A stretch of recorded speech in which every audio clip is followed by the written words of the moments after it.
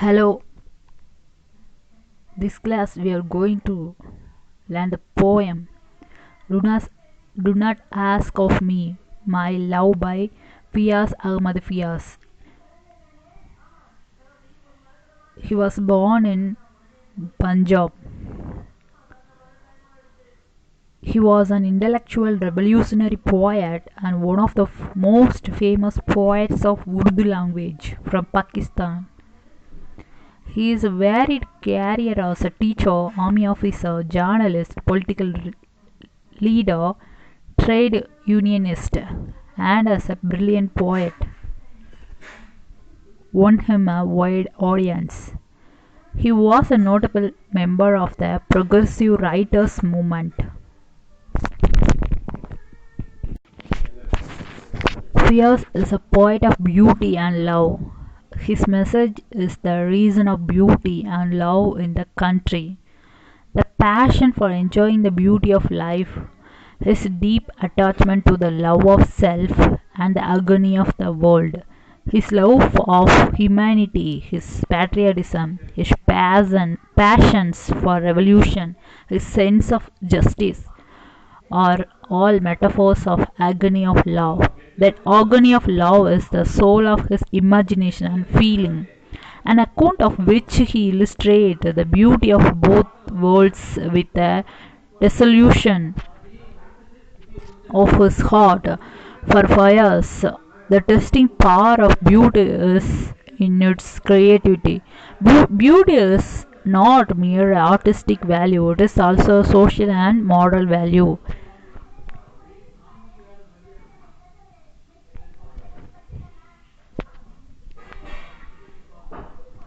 Let us learn the summary.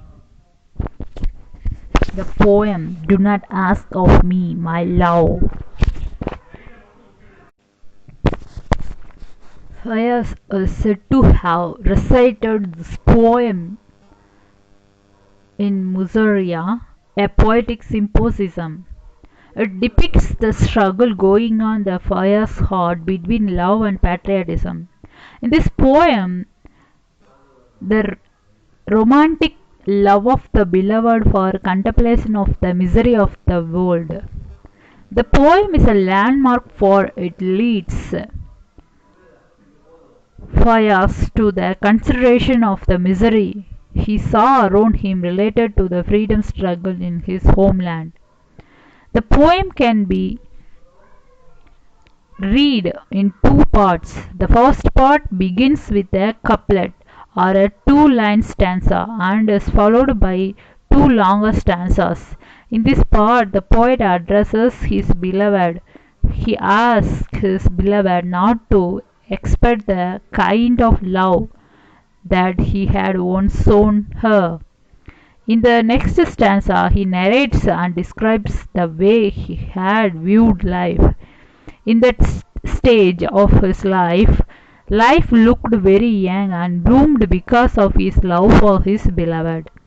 Since his beloved was the source of his happiness in life, he wouldn't withstand any kind of suffering affiliating his beloved.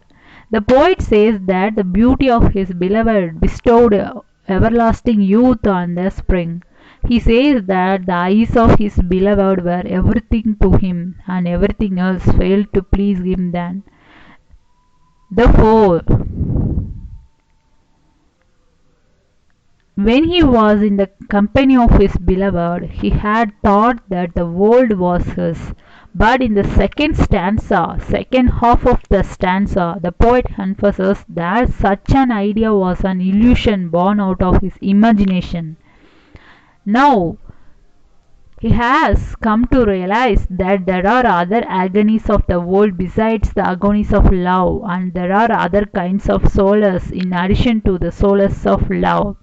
In the second part, he elucidates the agonies and other kinds of solace in addition to the solace of love that demand his attention. The second part begins with the same couplet, asking his beloved not to expect the same kind of love that he had for her once. In the next longer stanza, he lists those agonies that demand his attention.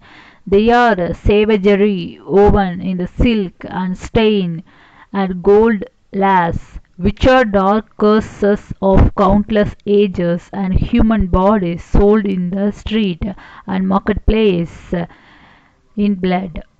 They also demand his attention. He says that even though her beauty compels his attention, there are other kinds of bliss beside the bliss of her beauty. He concludes that second part again with the same couplet, asking his beloved not to demand the same kind of attention that once he had for his beloved.